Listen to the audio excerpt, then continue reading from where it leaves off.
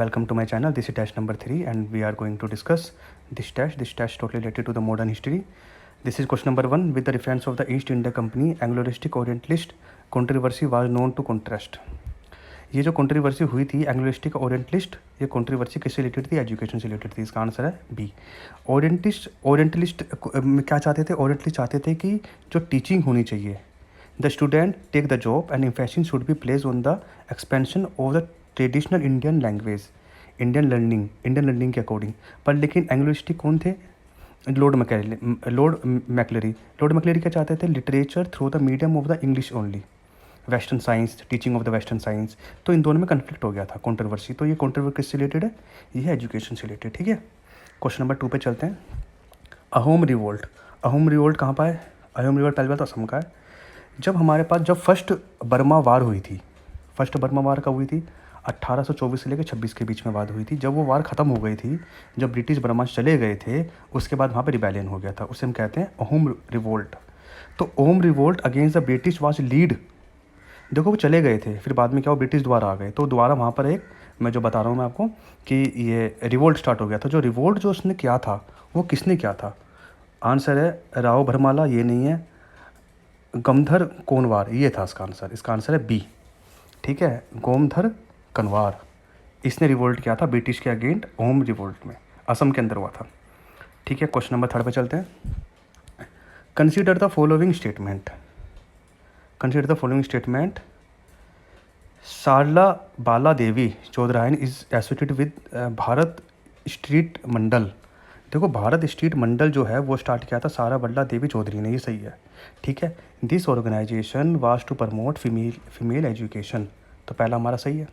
दूसरे पे चलते हैं। मिर्ज़ा गुलाम अहमद फाउंडेड अहमदिया मूवमेंट, सही है, अहमदिया मूवमेंट है। अहमदिया मूवमेंट लगभग एक जैसे जो ब्रह्म समाज था उसके हिसाब से था, which on the principle of the universal religion all the और humanity oppose the jihad also, कि जिहाद भी नहीं होना चाहिए। मुस्लिम के अगेंस्ट नहीं था ये अगेंस्ट था जिहाद के। And it promote the universal religion of all humanity. ठीक है, तो फर्स्ट एंड आंसर दोनों सही है, तो थर्ड का आंसर हुआ सी। क्वेश्चन नंबर 4 समझने के लिए आपको पहले से पता होना चाहिए कि ट्रीटी ऑफ इलाहाबाद किसके बीच में हुई थी। देखो ट्रीटी ऑफ इलाहाबाद हुई थी हमारा, इन सबको लगाना है आपको। तो ट्रीटी ऑफ इलाहाबाद कब हुई थी? पहले तो आप ये सोचो, ये हुआ था मुग़ल के बीच में और शाह आलम सेकंड के बीच में, मतलब लास्ट की बात है। तो 1665 की बात हो गई। तो ट्रीटी ऑफ इलाहाबाद जब की बात है, जहाँ पर रॉबर्ट क्लेव था। उसके बाद फिर बाद में ये रिजल्ट था बैटल ऑफ बक्सर का। बक्सर के रिजल्ट के बाद तो हुई थी, तो ट्रीटी ऑफ इलाहाबाद तो वो थी। तो पहले कौन सी हुई होगी? फर्स्ट वाली हुई होगी, ट्रीटी ऑफ इलाहाबाद। अच्छा, फिर श्रीनगर और पट्टनम के बारे में देखें तो श्रीनगर पट्टनम जो था वो एंग्लो मैसूर वार थी, टीपू सुल्तान वाली वार थी। तो ये 1792 की बात है। तो ये बात की बात हो गई। ठीक है, तो फर्स्ट आंसर देखो तो इलाहाबाद ट्रीटी ऑफ श्रीनगर पट्टनम, और तीसरी लास्ट ट्रीटी ऑफ बैसिन जो आप देखोगे ना, ये किसके चक्कर में? ये है मराठा से रिलेटेड है, बाजीराव सेकंड। तो ये 1800 सबसे लास्ट में मराठा थे।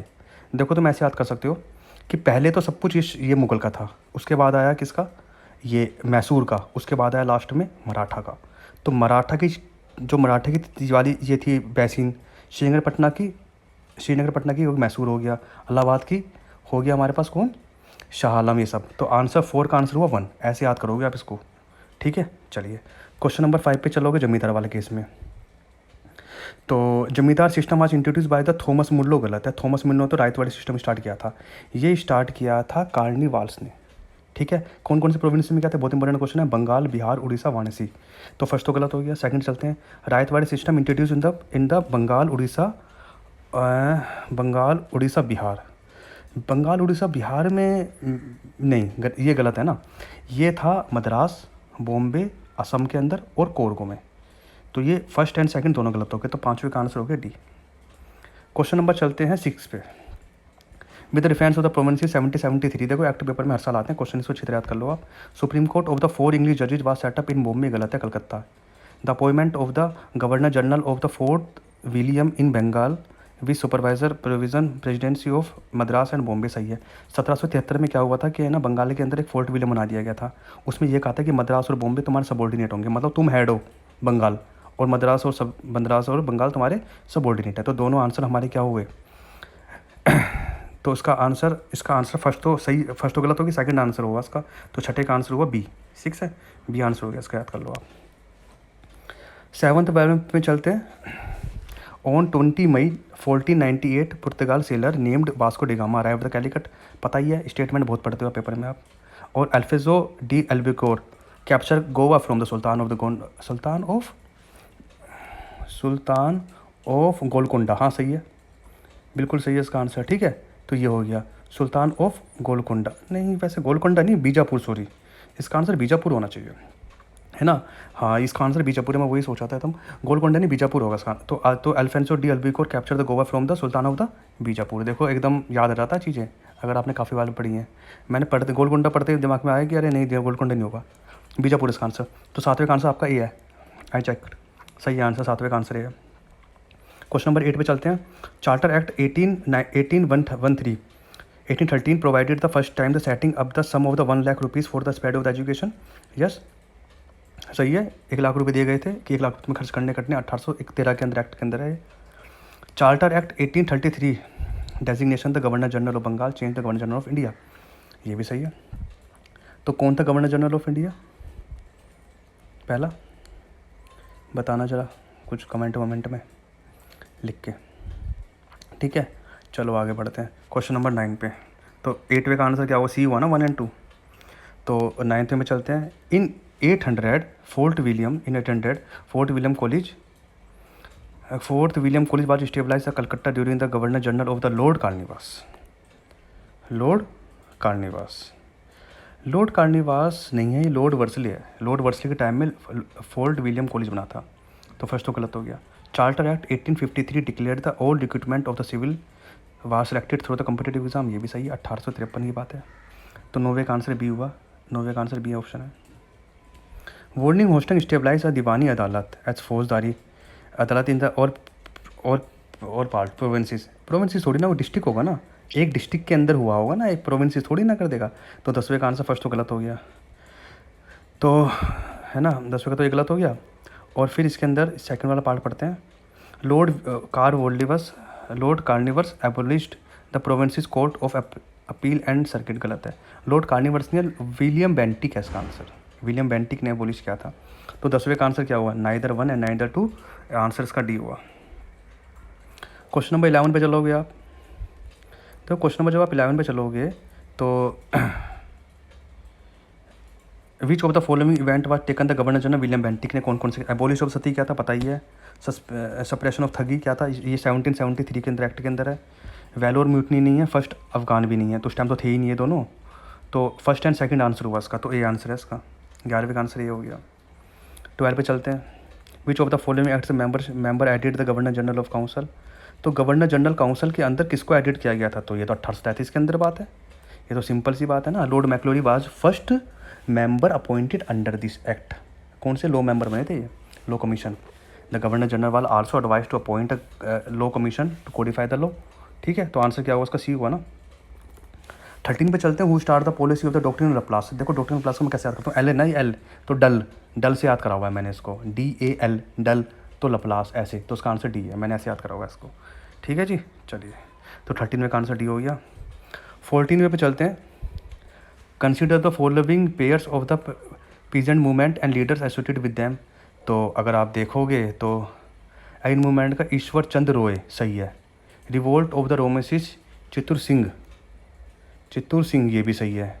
डेक्कन राइट आज राजकुमार शुक्ला गलत है ये, तो फर्स्ट एंड सेकंड आंसर हुआ इसका, तो फर्स्ट एंड सेकंड होते इसका आंसर बी हुआ। ठीक है, तो इसका आंसर यहाँ तक आ गया हमारे पास। चलिए आगे बढ़ते हैं, क्वेश्चन नंबर 15 पे चलते हैं। हंटर कमीशन के बारे में बात करते हैं। हंटर कमीशन आपको पता ही है, लॉर्ड रिपन ने लाया था। Lord Ripon appointed the Indian education commission on 1883, चलिए, with sir William Hunter as a chairman was there. 1883 की बात, 1882 की बातें सारी है। तो which of the following recommendation of Hunter commission 1882, primary education should be regarded as the education of the masses, सही है। एजुकेशन मासिस के अकॉर्डिंग जैसे जितने लोग हैं उसके हिसाब से प्राइमरी एजुकेशन होनी चाहिए। Medium of the instruction the primary education should B English, गलत है। The fees charge in the added school should be the consider lower than the fees charge in government school, ये भी सही है।